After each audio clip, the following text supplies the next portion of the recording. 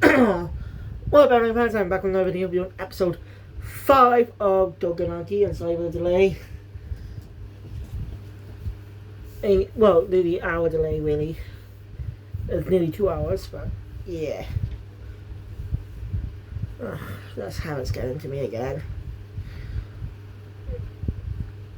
I really hate this habit. So I gotta get the hell out to be.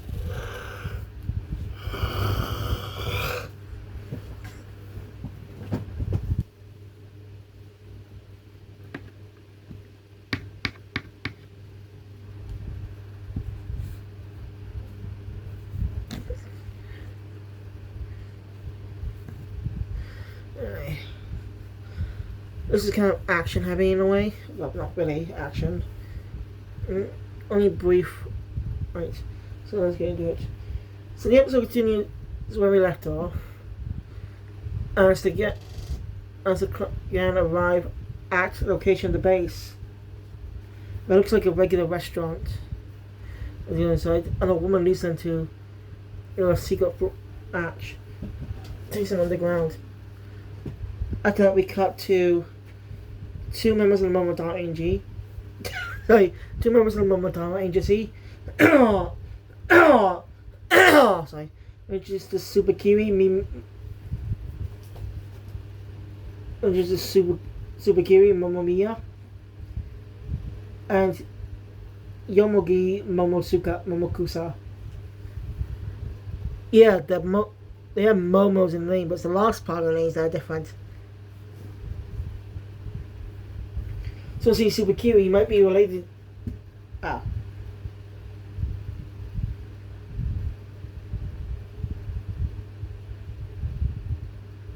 read those things down.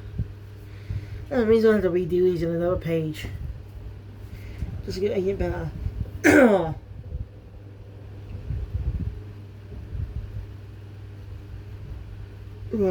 Super Kiwi and Yomogi.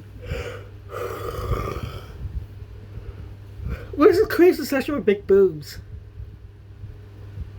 Oh yeah, it's a type of fan service for young boys and stuff. But having so many people, literally only the first 3 female characters we see in the series, young females that is, with big chests. What's this session with drawing nearly every woman with big chests? Like, I said there are times where characters give big chests, but not everyone has one. It's just a little weird. This guy has a big boob fetish. I really don't know about that, really. I'm just guessing. So, it's a type of fetish, I think. It's fucking weird.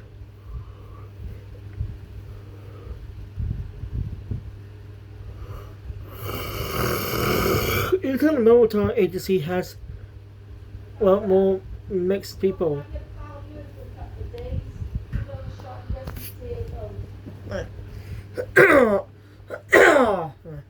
Sorry about that before, so where was I? Yes. So, yeah, it looks like the military agency is more mixed in people. Ones who actually want to protect people. And the ones who are fucked in the head, in a way, to say the least.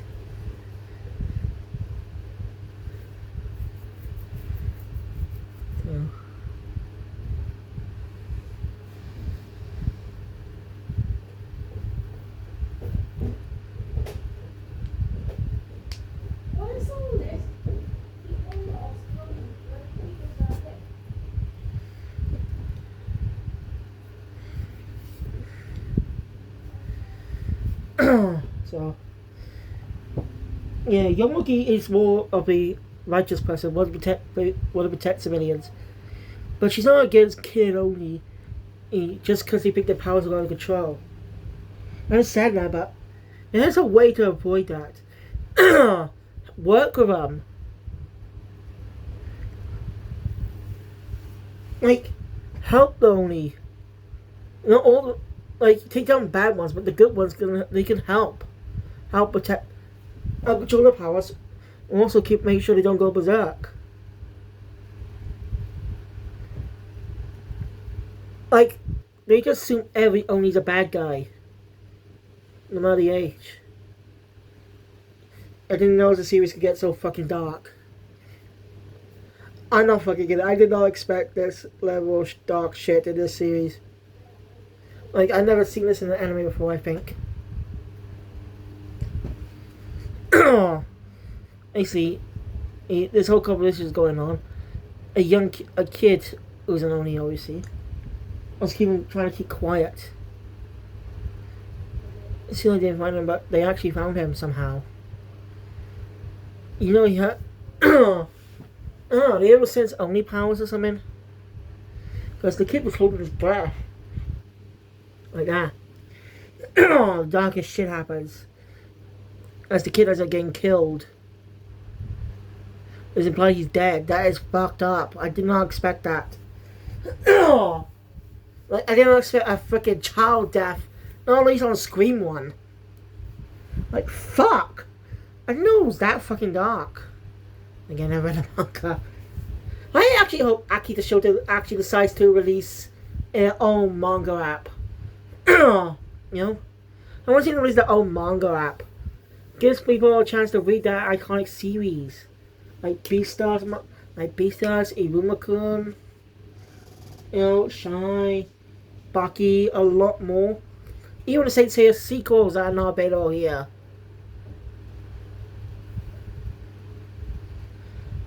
Yeah, Saint Seiya sequels released in Shonen Champion. What's available on Shonen Jump app is the original run in Shonen Jump. You know, all 300 or so chapters. I think it's 300. I tried reading a bit of the manga. The anime was so... Like, it was not even favorable to the first chapter in the manga. I like how... But, really? I like how the anime did it a little better. Maybe I read the manga before watching the anime. My opinion might be different. Yeah, my opinion might be different. I may rewatch the Saint Seiya anime in Japanese.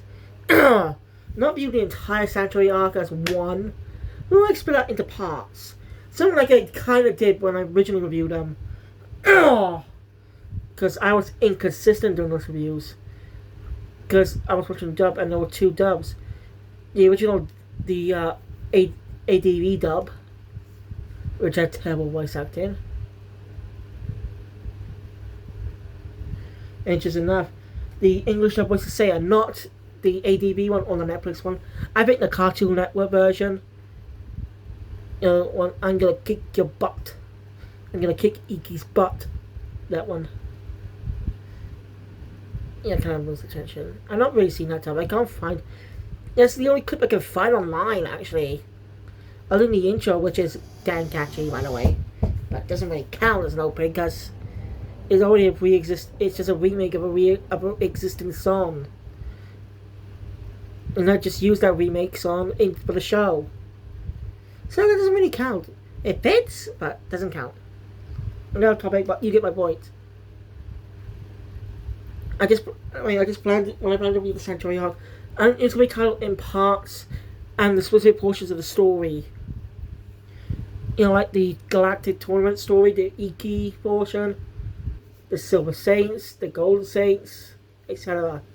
All up to the 12 temples. So, yeah, it'll be like before, but it'll be more consistent this time. So there'll be one watching in Japanese. And thanks to using a VPN, I'll be able to watch it.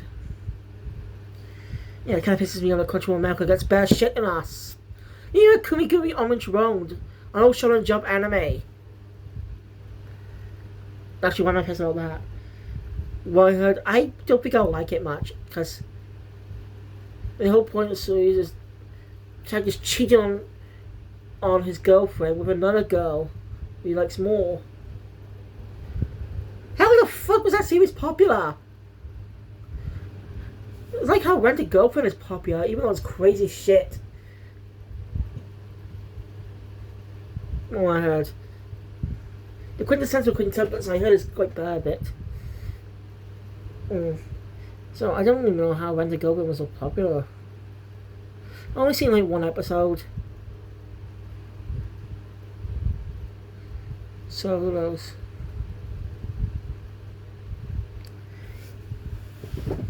Anyway, also seems My Post is getting 2 parts for a finale. That's one season, and the final part will release in 2026. So, yeah, once I'm done catching up, I'm gonna go straight to watching it. Like, I did plan to catch up, but don't have time. The movie comes out in Western countries on September 12th. These English speaking ones. And I chat it's going to be available in UK cinemas this time. As I mentioned, a Spy Family review, which, well, the Cold White review, which I actually haven't seen because it's not even out yet. It's not even out yet. Basically, I expected that review, but the movie did not even come out. At least it was they get a UK release in cinemas, but it wasn't released in View, the cinema I usually go to, which is in Cumberland. So I probably should have checked Cineworld. And if you want to know my opinions on the film, you're gonna have to wait till October. For now, it's set to October 1st, but I'll change it if we get an official release date on the second third season in October. I guess hopefully we do not get a trailer on October 1st.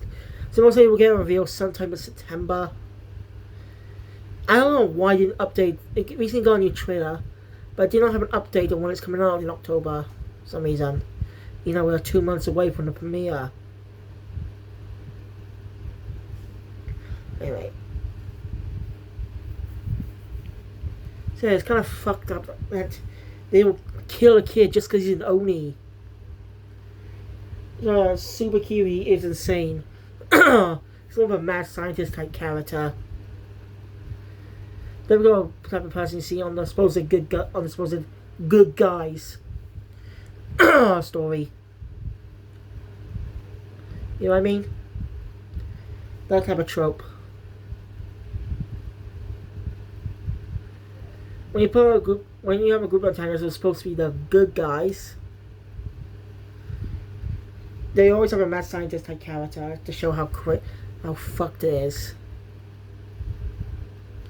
You can see why Shiki's dad left the Momotaro agency. And changed his name to Ichinose, because he did not agree with them. He did not agree with them what they were doing. They were willing to kill children just because of their Onis. Even a baby. That proves how fucked up they are. Again, there's a way around this. I don't like Onis, but these Onis haven't done anything wrong.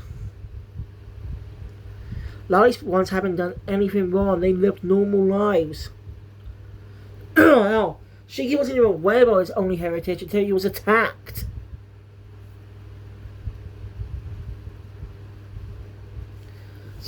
So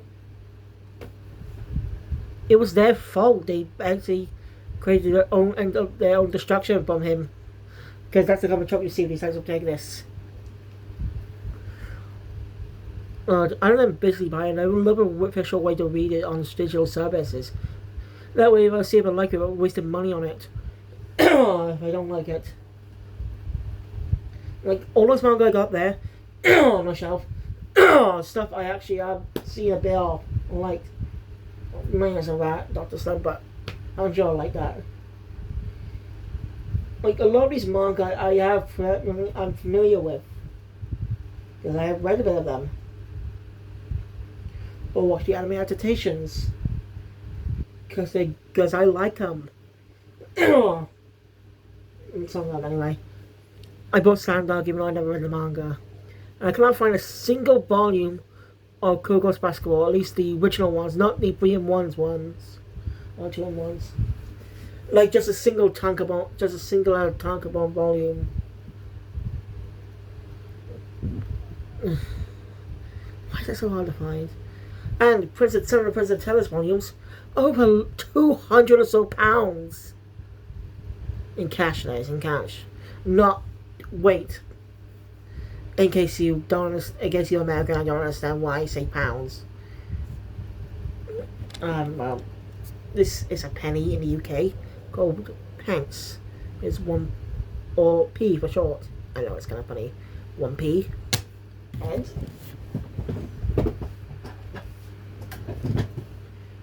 here's a £1 coin. You got pictures, still got pictures of the Queen on the back. Never been updated the picture of the new king. As you know, a few years ago, Queen Elizabeth Queen Elizabeth II passed away. And I was the first in the family to freaking find out. How? Sheer coincidence, really.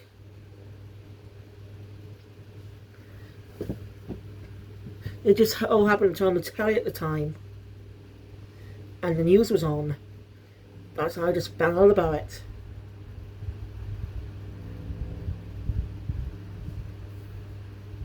No shame, she's been the monarch, been queen since the 1950s. I think since 1955. I might be wrong on that year. You get my point. I don't know, what was I? So as I say, it's fucked up to kill a child just because he's an Oni. And we cut back to our main cast. As a underground, this is what as Naito reveals the secret location, the base of the Onis in Kyoto.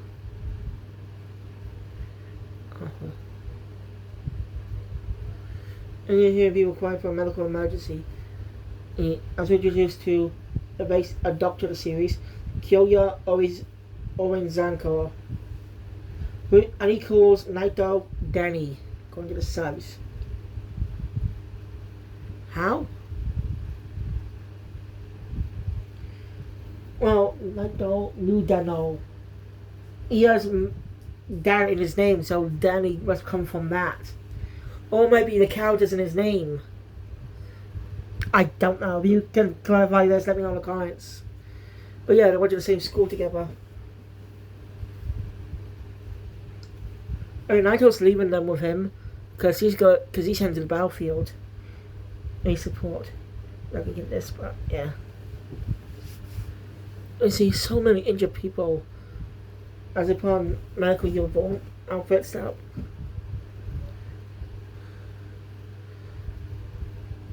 Well, Naito confronts Tsubaki and Yomogi. He's kamikaze about this fight. And since he's fought these guys before, Tsubakiri calls him Mudano by his name, by his family name.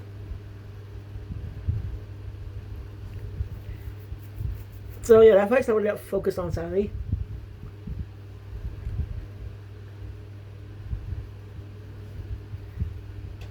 He drops a badass line, saying he has a sightseeing spot for you in hell. Badass line ever seen. And we then cut back to again open up with the medical line.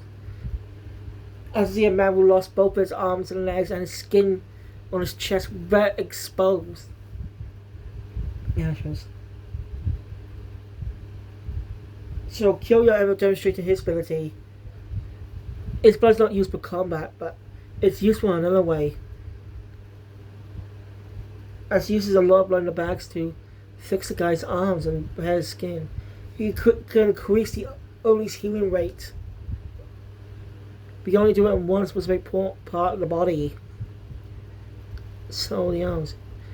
If they take too much, take another dose of blood, that much blood for the repair the legs, then the next time he gets injured like that, he won't be able to be healed that quickly. So yeah, he has to be retired from the battlefield. And be able to hold his kids again. I really like this scene. Again, I like the show. It's just Shiki I don't care much about.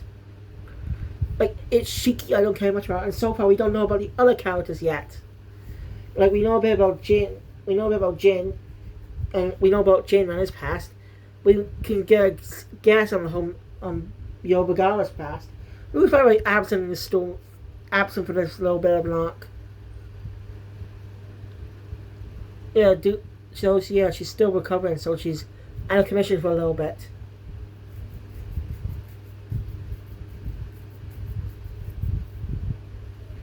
So we'll probably get more focus on him, similar to the Class 1A of My Hero.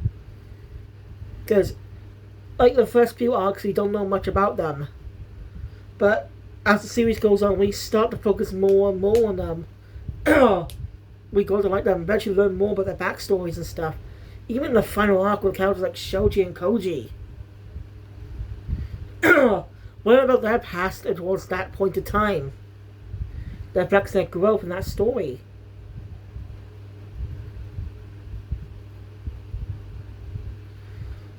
And the reason is they're connected. Yeah, my point. I'm not going on much about that, but you get my point. So yeah, I like the series, so I'll just have to focus more on the characters later down the line. So once there's this arc, Bioba Bagara will be back in action, and we will get more info on her past.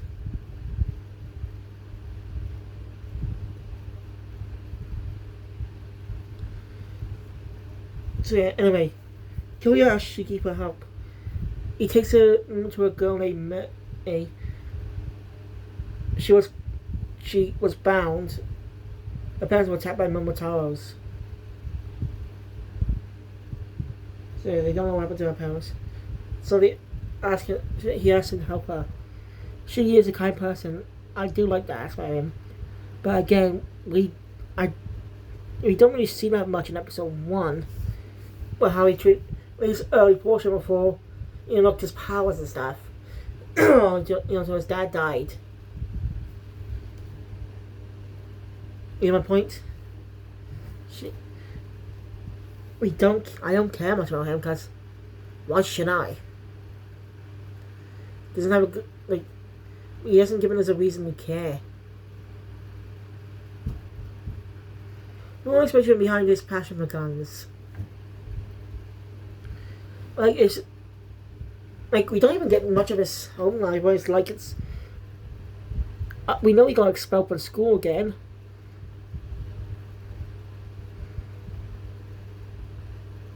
So, but why? Why is he like that? Again, no context. We don't. I can't really care about the guy. I can't really care for a lot of reasons. Anyway.